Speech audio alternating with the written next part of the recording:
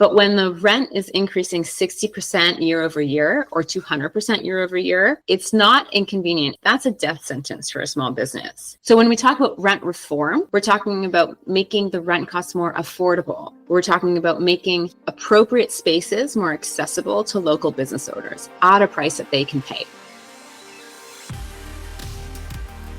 Welcome to Perspectives, a Canadian journal of political economy and social democracy. I'm Clement Nokos, editor of Perspectives Journal and research director at the Broadbent Institute. The price of rent is too damn high, but you might be surprised that it's not just out of control for housing. Businesses are also counting the cost of high rent for their own shops, for the wage increases needed to retain their workers, and for their own customers. As discussed in Perspectives Journal number 2, increases in minimum wages have a huge spillover effect on incomes across the board, but it also has the effect of generating more economic activity and productivity as a result. Some small and medium-sized businesses recognize the benefits of rent controls and wage hikes and are looking to push these policies for a thriving economy. To talk about what needs to be done for better business, I'm joined today by Liliana Camacho, economist for the Better Way Alliance, a network of forward-thinking business leaders advocating for fair wages, better labor protections, and a more sustainable economy. Liliana, welcome to the Perspectives Journal podcast. Thank you for having me. So the Better Way Alliance advocates for fair wages. We know that increasing minimum wages can have a cascading effect, lifting up other wages across workplaces and whole sectors. But what else does recent research say about the impact of higher minimum wages on businesses and the economy? So the research is clear about one thing, and that's that when workers earn more, there's a ripple effect in the community. That extends to well-being, adequate shelter, job security, and reduced income inequality. Raising the minimum wage doesn't just help those earning at the bottom. It also has a ripple effect that affects people earning just a bit more than that minimum wage. In fact, research from 2024 shows that a higher minimum wage directly benefits 3 times as many people working at that minimum wage. In other words, when the wage floor rises, it lifts workers up just above that threshold too. That affects something even more powerful, and that's income inequality. So when minimum wages are stagnant for years, the gap between top earners and low earners widens. Executives see their pay grow while frontline workers struggle to keep up. But when the legislated minimum wage rises, that gap between executive pay and frontline pay shrinks. That means more working people can access things like housing, food, daily expenses without relying on credit cards or having to cut essentials. In those situations, we don't have this super high earning class that is able to afford a life of luxury while others are in encampments in the local park. It's a much more balanced community with less stress on social services paid by taxpayers. So to bring this conversation to businesses, naturally, because I'm from a business association, you might ask, can businesses afford to pay higher minimum wages? And that's a fair question today, given the prices of everything around us rising.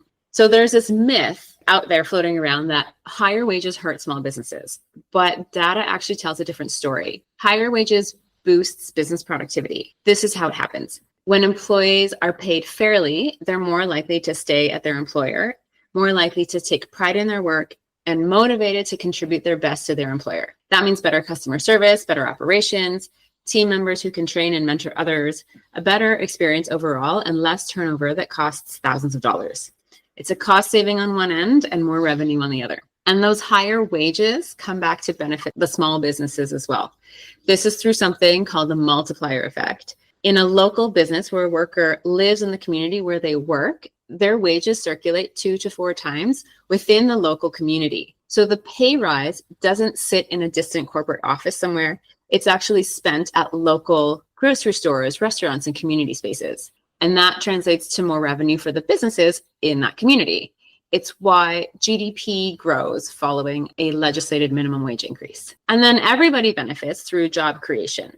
A business with more income can support a bigger payroll, and that makes them more money. And a job is one less person unemployed or someone getting skills training opportunities to help them be more economically productive. In 2018, Ontario raised its minimum wage, and the number of full-time jobs actually increased while job quality improved. So we know that businesses can pay more than the minimum wage, and many choose to do so.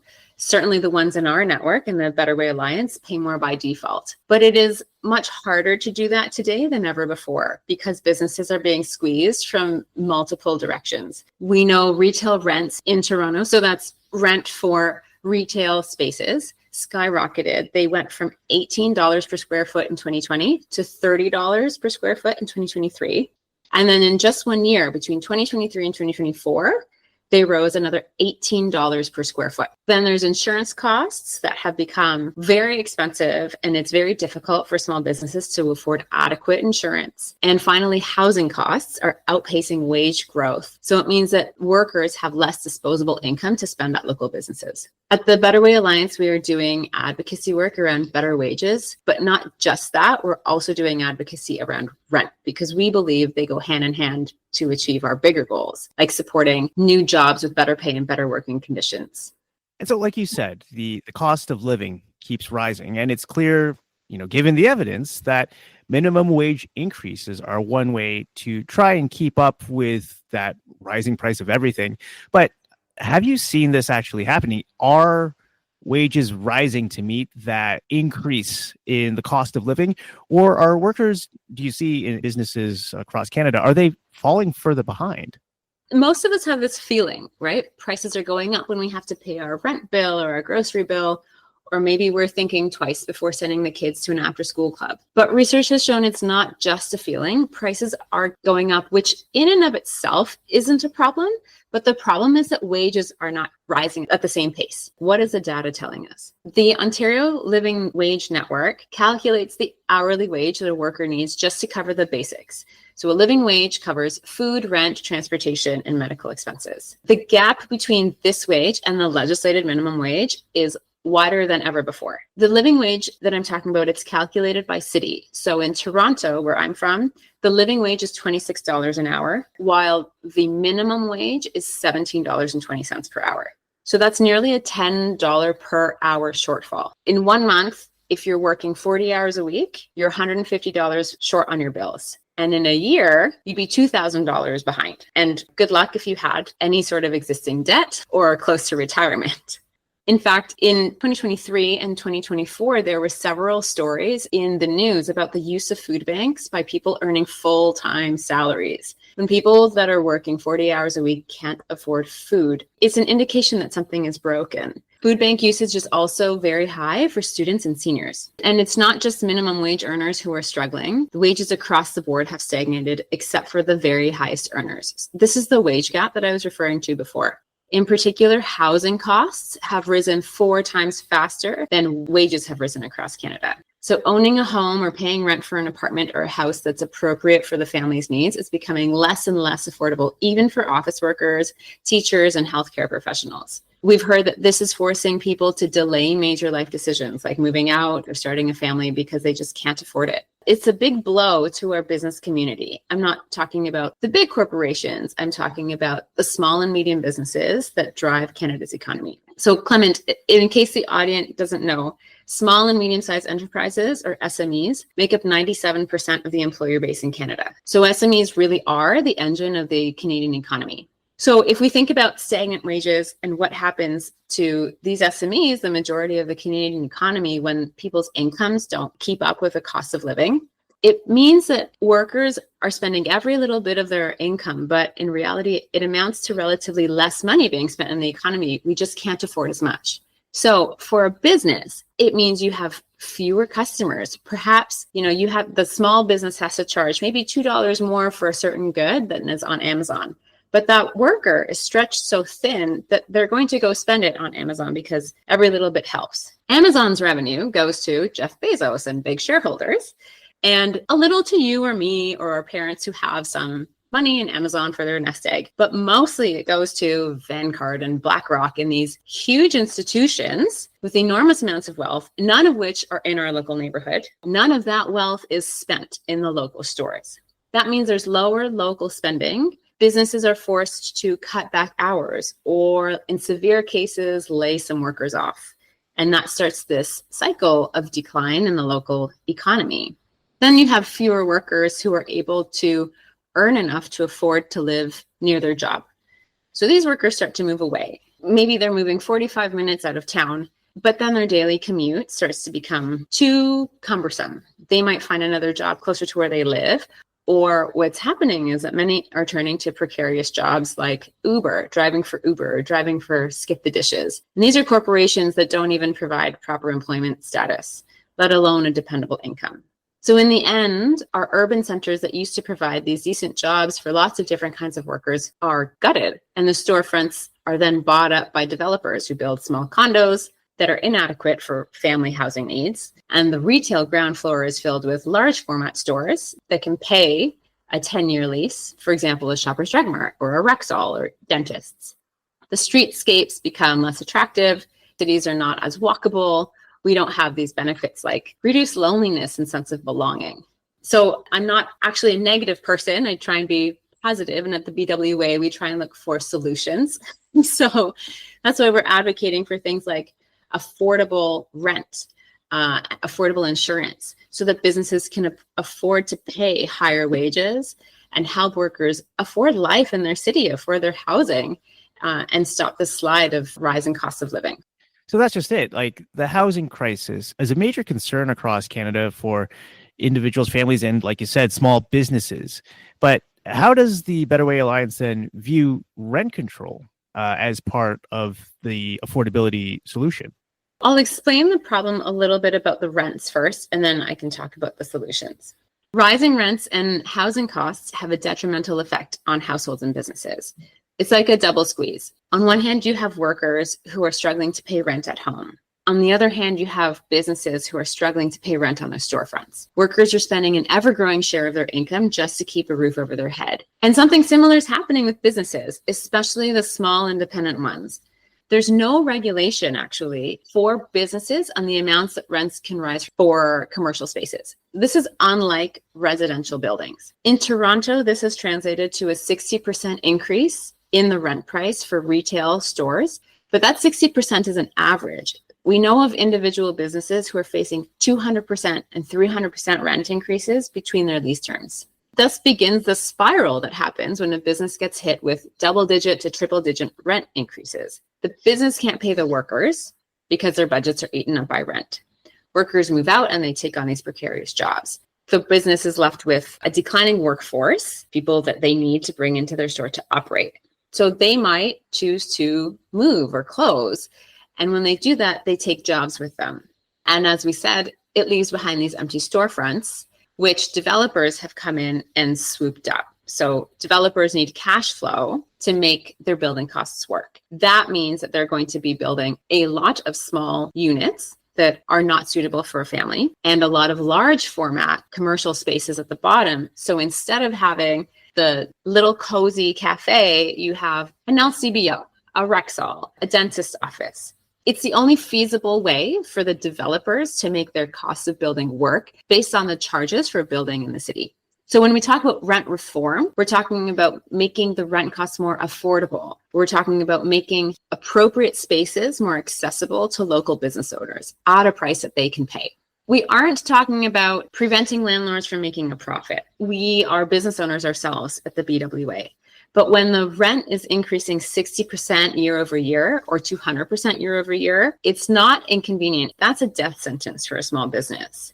The specific things that we're advocating for are focusing on creating fairness and predictability and stabilizing costs for businesses so that they can invest in growth and jobs that matter. The commercial rent in the province falls under Ontario's Commercial Tenancy Act. The last time that this was updated was in 1990. So there are specific things that we are advocating to change. Firstly, we want to start with a standard lease agreement. We want a document that's a few pages long to create clarity about what to expect in a lease. This is especially important for small businesses with few resources and immigrant entrepreneurs who are unfamiliar with the rent landscape.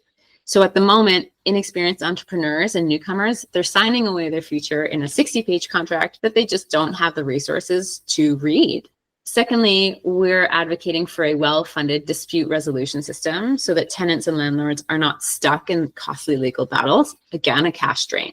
We're proposing rent caps for commercial spaces so that rent increases remain predictable and manageable. they'll still allow the landlord to make a fair return. Again, this is about preventing businesses from going under because of a 60% rent increase. It allows them to do some long-term planning and invest in their payroll. And then finally, under the current regulation, if a tenant covers a repair cost that the landlord is responsible for, the landlord will owe them money. But the tenant is still required to pay full rent or they'll get evicted.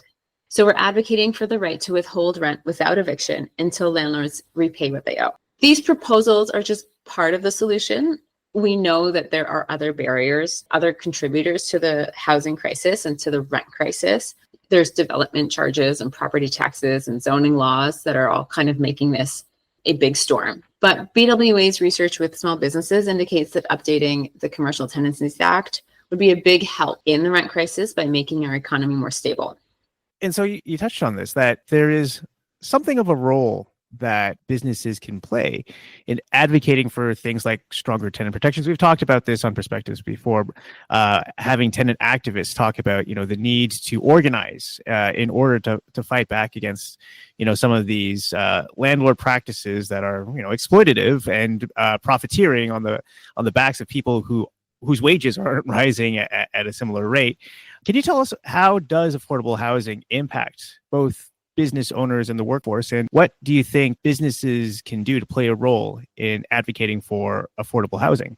Business owners, especially the ones in our network that are so employee focused, know that their success is directly linked to their employees. That means employees living close enough to get to their workplace. Businesses have actually seen their workforce shrink, especially in lower paying sectors like tourism. So in tourism, it's a traditionally lower paying industry.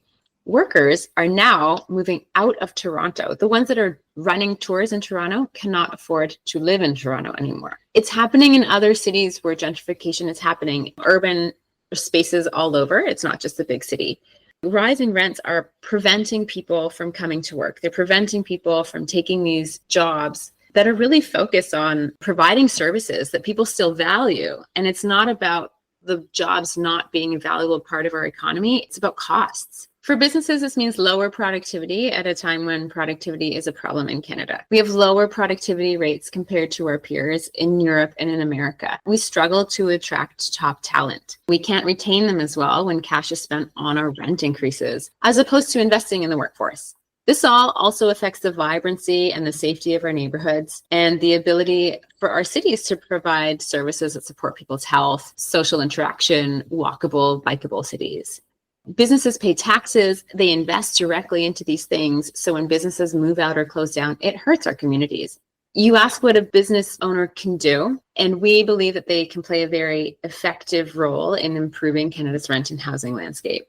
The BWA has an active network of business owners that speak directly with their MPPs to communicate their experiences with rent and housing, both on the business side and on the worker availability side. We have found that MPPs are just unfamiliar with the issue. These stories coming directly from the mouths of the business owners in their constituency makes the issue real for politicians. The business owners are also great at writing op-eds that bring the issue alive for regular Canadians, readers of the media. The BWA, for example, we actively pitch these pieces to the media. We have a pretty good success rate of getting picked up. And all this helps politicians see how urgent this issue is for the health of our communities and the quality of life for Canadians. And just to wrap up, we just discussed a load of different policy ideas, policy proposals that could help businesses and workers live a better life, to build a better, good society. But if you could push for one policy change right now, there's elections going on at the time of recording in Ontario, soon to be a federal election coming up this spring. What do you want to see policymakers propose to support both fair wages and affordable housing? What's the one tool you'd like to see policymakers implement? In Ontario, on the provincial level, we believe the biggest benefit would be to provide some stability and fairness around cost increases for small business tenants. This would be a major contribution because it means businesses can plan ahead and then they can invest in wage increases.